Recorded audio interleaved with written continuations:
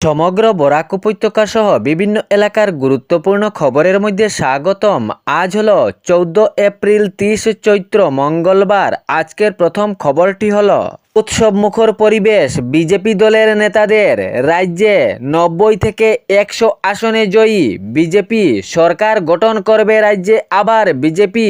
Vote গণনার আগেই BJP দলের অনেক নেতাদের সমীক্ষা, রাজ্যে আবার বিজেপি সরকার গঠন করবে 90 থেকে 100 আসন।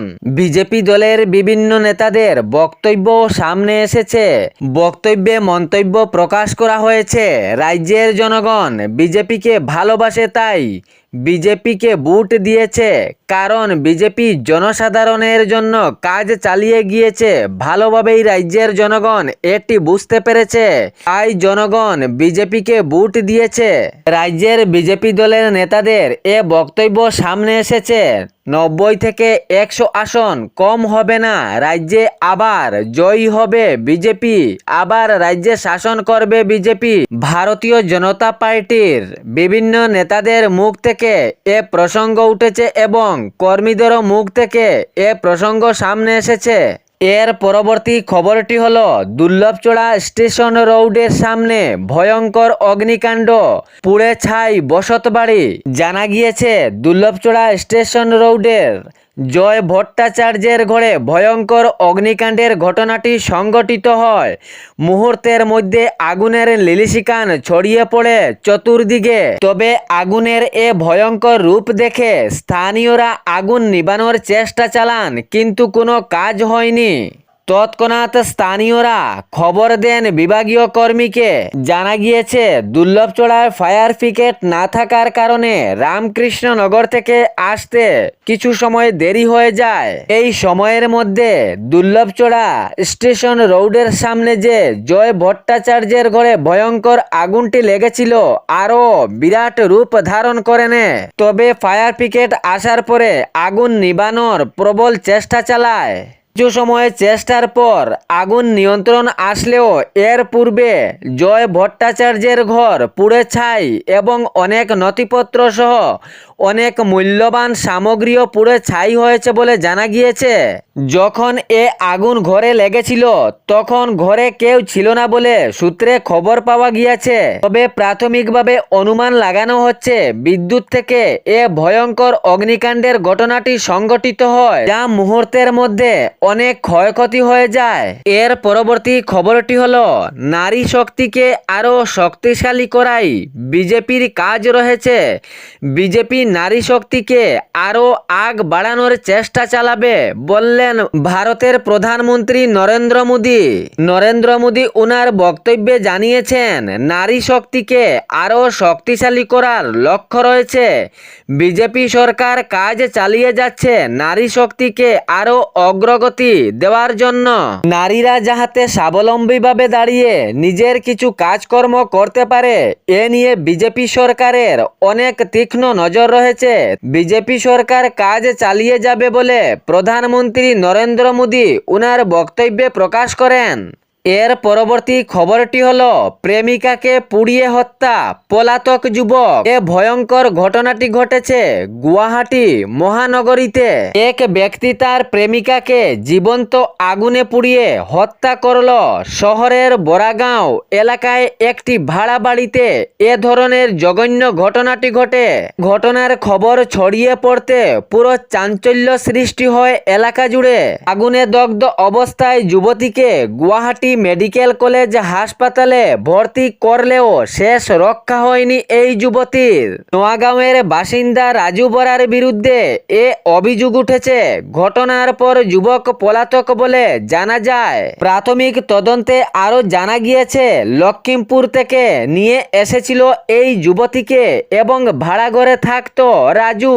তবে শহরের বড়াগাঁও এলাকার একটি ভাড়া বাড়িতে ধরনের জঘন্য কাণ্ড হয়। প্রেমিকাকে জীবন্ত আগুনে পুড়ে হত্যা করল যুবক। ঘটনার পর পলাতক রয়েছে এই যুবক, তবে পুলিশীয় তদন্ত অব্যাহত জারি রয়েছে।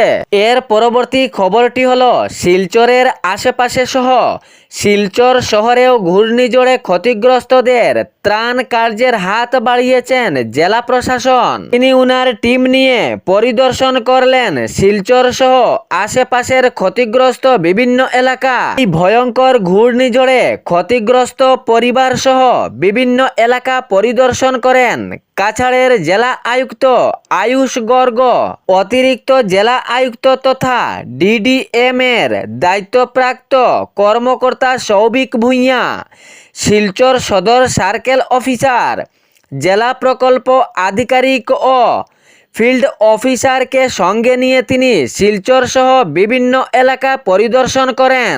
রাস্তা পরিষ্কারের কাজ, বসতবাড়ির ক্ষয়ক্ষতি, বিদ্যুৎ বিভাগ দ্বারা পুনরুদ্ধার কার্যক্রমের অগ্রগতি এবং দ্রুত পরিষেবা স্বাভাবিক করার উদ্যোগে আলোচনাও করেন। ক্ষতিগ্রস্তদের সামগ্রিক পরিমাণও মূল্যায়ন করা হয়। ঘূর্ণিঝড়ের তাণ্ডবে যে ক্ষতিগ্রস্ত হয়েছে এই পরিস্থিতি স্বাভাবিক করার জন্য যুদ্ধকালীন তৎপরতায় কর্মীরা কাজ চালিয়ে যাচ্ছেন। বিভিন্ন বিভাগের কর্মীরা কাজ চালাচ্ছেন। এর পরবর্তী খবরটি হলো, ঘরের ভিতরেও নেই নিরাপদ কৌশলে ডাকাতের দল ঘরে প্রবেশ করে নগদ অর্থসহ স্বর্ণ অলংকার হাতিয়ে পলাতক করল। বিবরণে জানা যায়, সুনাই বেড়াবাকে এই জঘন্য কাণ্ডটি সংঘটিত হয়। গভীর রাতে শাশুড়ি ও পুত্রবধূকে বেঁধে লুট করল ডাকাতের দল। সুনাই থানার অন্তর্গত বেড়াবাকের প্রথম খণ্ডের সালেপুর এলাকায় গভীর রাতে 5 জনের একটি বন্দুকধারী ডাকাত দল প্রয়াত দেবজিৎ নামের বাড়িতে ঢুকে পড়ে এবং তার মা ও স্ত্রীকে বেঁধে লুট কাজ চালায়। জানা গিয়েছে, কৌশলে প্রবেশ করেছিল 5 জন ডাকাতের দল। হাতে অস্ত্র ও বন্দুক ছিল। রাত প্রায় 2টার সময় এ ডাকাতের দল নিজের কৌশল চালিয়ে গ্রিলের তালা ভেঙে ঘরে প্রবেশ করে। ঘরে প্রবেশ করার পর বন্দুক ও অস্ত্র দেখিয়ে চিৎকার বন্ধ করে ঘরের সদস্যদেরকে। এই ঘটনার পরিপ্রেক্ষিতে জানা গিয়েছে, মা ও শাশুড়িকে বেঁধে ডাকাত নিজের ডাকাতির কুকর্ম চালাচ্ছিল। পরনের গয়নাগুলোও খুলে নেয় ডাকাতের দল। তাহার পর আলমারি তল্লাশি করে নগদ অর্থ হাতিয়ে নেয় তাহারা। সকালে ঘটনার খবর পেয়ে সুনাই থানার একটি বিশাল পুলিশ বাহিনী ঘটনাস্থলে উপস্থিত হন এবং প্রাথমিক তদন্ত চালান।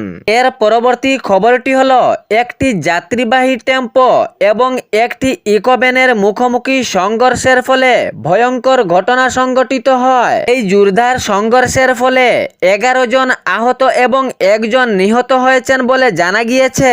এই ভয়ঙ্কর ঘটনাটি ঘটেছে তামুলপুর জেলার গড়েশ্বর চক এলাকায়। বিবরণে জানা গিয়েছে, রঙ্গিয়া থেকে তামুলপুরের দিকে আসা AS28 C4667 নাম্বারের একটি যাত্রীবাহী টেম্পো এবং বিপরীত দিক থেকে আসা AS13R 7370 নাম্বারের ইকোভ্যান মুখোমুখি সংঘর্ষ হয়। এই জোরদার সংঘর্ষের ফলে 11 জনের আহত এবং সঙ্গে সঙ্গে ঘটনাস্থলেই 1 জনের প্রাণহানি হয়। জানা গিয়েছে, প্রাণহানি হওয়া ব্যক্তির নাম মহেশ বড়।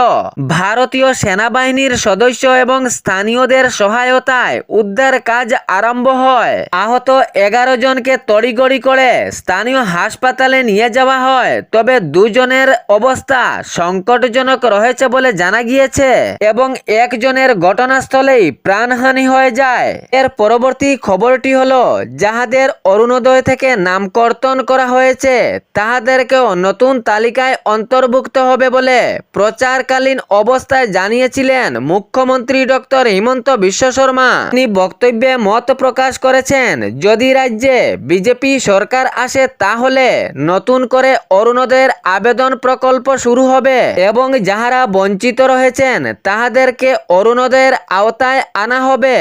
অরুণোদয় 3 সংশোধনীর সময় যাহাদের নাম কর্তন হয়েছিল তাহাদেরকেও এই আওতায় আনা হবে। মুখ্যমন্ত্রীর ঘোষণা মতে যাহারা যোগ্য রয়েছেন তাহাদের সবজনকেই তার নিজের নথিপত্র দেখে এই তালিকায় অন্তর্ভুক্ত করা হবে।